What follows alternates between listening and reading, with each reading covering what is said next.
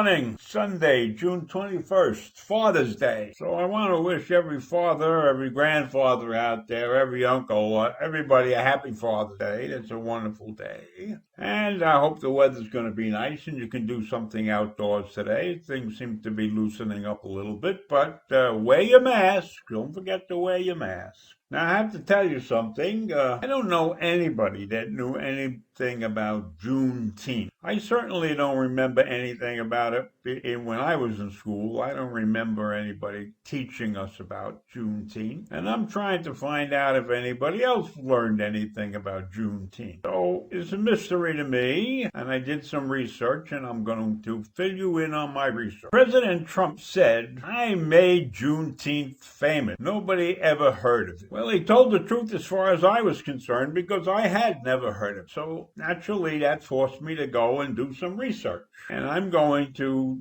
tell you what I found out. The Emancipation Proclamation took place in 1863, and that began the process of the abolition of slavery. And they went through every state periodically, and they finally reached Texas in December 6th, 1865. So up to that point, Texas had still been practicing slavery, and they remained out of the mainstream. Texas had remained out of the mainstream during the sort of Civil War.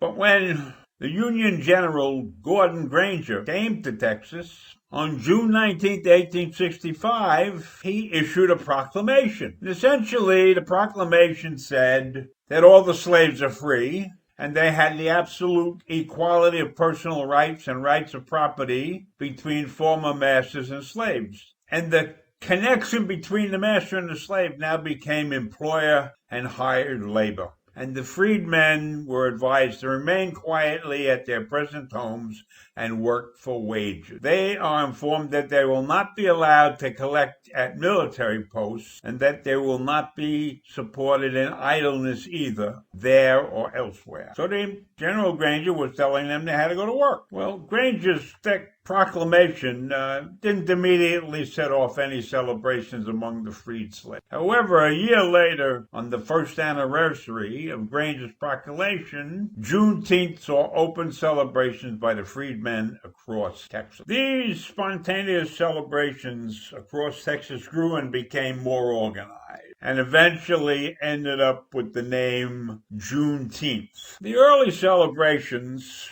were primarily barbecues and picnics, but the idea of the celebration grew in popularity and spread to other states. Now, the holiday declined in popularity in the mid-20th century, but had a revival in the 1980s. Surprisingly, during the 1960s, the civil rights movement, which is pushed for integration, etc., there was diminished interest in this particular event in Juneteenth. And in the 1970s, African Americans renewed interest in celebrating their cultural heritage, which led to the revitalization of Juneteenth, and this was throughout the state of Texas. In 1979, a bill was introduced into the state Senate in Texas, calling for Juneteenth to become a state holiday, and in 1980 it was signed into law. Now, Juneteenth now is a holiday in 47 states and the District of Columbia, although it goes by other names such as Liberation Day, Freedom Day, Emancipation Day. And I don't know that anybody really gets a day off to celebrate this holiday. And there are 4 states that have made this an official state holiday.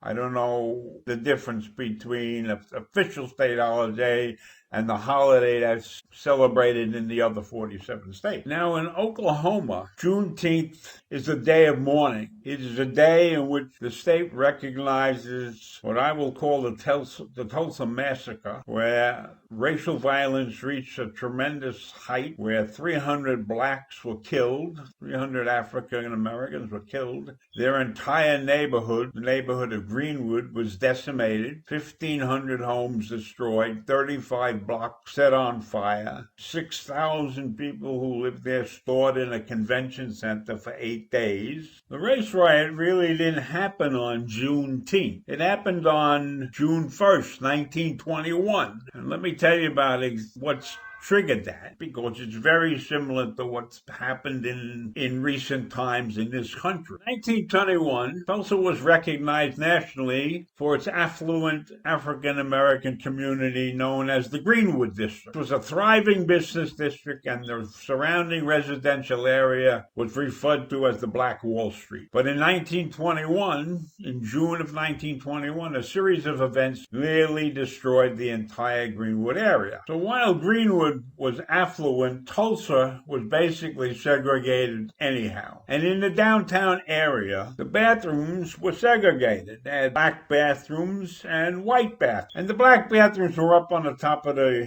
of some buildings on the top floor. Well, on the morning of May 30th, 1921, a young black man named Dick Rowland, who was a shoeshine boy, had to use the bathroom. He had to go into a business building and right upstairs in the elevator. When he got on the elevator, they had elevator operators at that time, and the young lady who was operating the elevator by the name of Sarah Page, she screamed when he got into the elevator. And then the whole thing went crazy, and he was accused of attempting to rape. Now, many people thought he just stepped on her foot. Rowland was arrested on May 31st, and the Tulsa Tribune wrote a highly inflammatory report about the entire incident. And so when they had Rowland in the courthouse, a mob shows up where the sheriff and his men had to barricade themselves on the top floor to protect Rowland. Take note, the cops are good guys here. They're trying to protect Rowland.